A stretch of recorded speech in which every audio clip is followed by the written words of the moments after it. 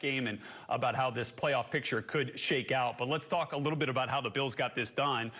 It didn't really have the run game that they had a week ago. No, not really. Josh Allen turned the ball over in this game, but they still found a way to make plays at the end when they needed to. No, I think this game talks about the defense. Really the defense on both sides of the ball. The Chargers did a great job of kind of stifling this Bills offense, but it's the Bills defense that came alive the last couple of weeks. And it's because of that running game. You still ran the ball 20 times today with Cook. He didn't get the 170 yards he had last week, but he was effective. He turned the ball over a little bit. But again, when you can rush the quarterback, look at this. Look at these guys. Look at the quarterback. He's his stick. Yeah. In this game. Look, we're sending blitzes. We're disguising coverages. We got guys coming. He doesn't know where to go. Great job, Sean McDermott, of calling the defense, disguising this. You know, in the NFL, it doesn't matter how you win. Just win. Yeah. Figure it out. Find a way. You're on the road. You have to fly across the country to play a night game on a Saturday on a short week. You just want to come out of here with a victory and get ready to play the Patriots next week. Does this team still scare you after the way we watched them dismantle the Cowboys a week ago? Does this team still feel like one of those teams that can get into the postseason and be something that's difficult to deal with? Oh, yeah, very scary, because the team that they played in the Chargers, their coach just got fired. Right, they had that interim coach lift. Like, we got to play. We're playing for our lives here. So you had to take that onslaught on. You were down 10-0. You made a chance. You came back, was 14-10 at halftime, and you were able to hold them off. And that's all that matters. Again, the Buffalo Bills, they are explosive. They can make plays.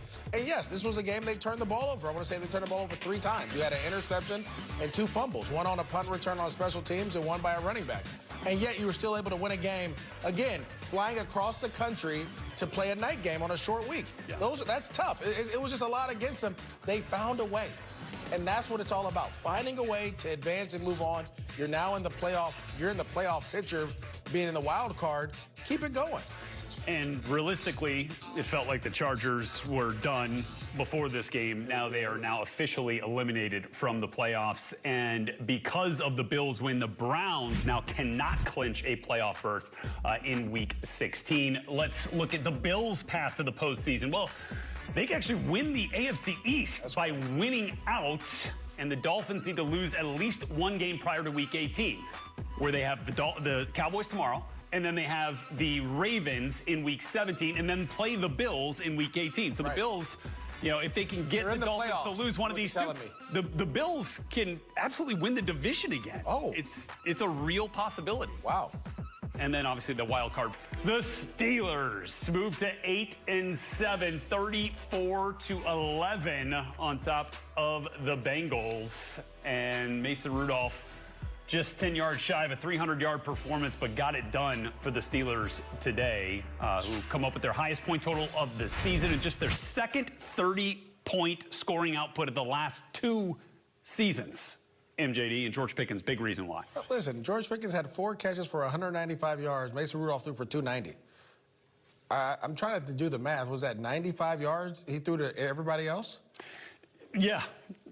That's unbelievable. All right, so George Pickens, big reason why the Steelers get the win, keeping their playoff hopes alive as they sit now at 8-7.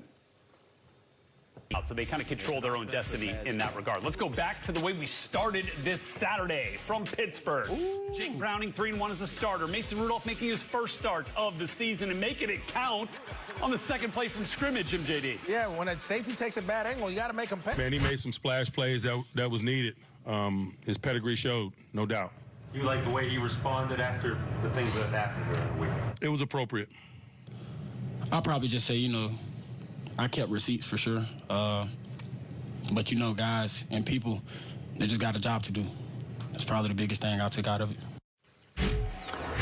All right, so George Pickens, amidst all the negativity from the week leading up to this game, in the effort play where he wasn't blocking for Jaylen Warren down there, and he comes back and he gets it done. How do they make the most of George Pickens in this game? Well, what we talked about during the highlights, so many one-on-ones that he had that they were able to take advantage of, right? You got to think about it. You're playing press man on George Pickens on a slant route. He catches safety, takes a bad angle. This is the explosive athlete that they drafted. This is what you saw of him coming out of Georgia. This is what Georgia saw him coming out of high school. So you got to find ways to get him the ball.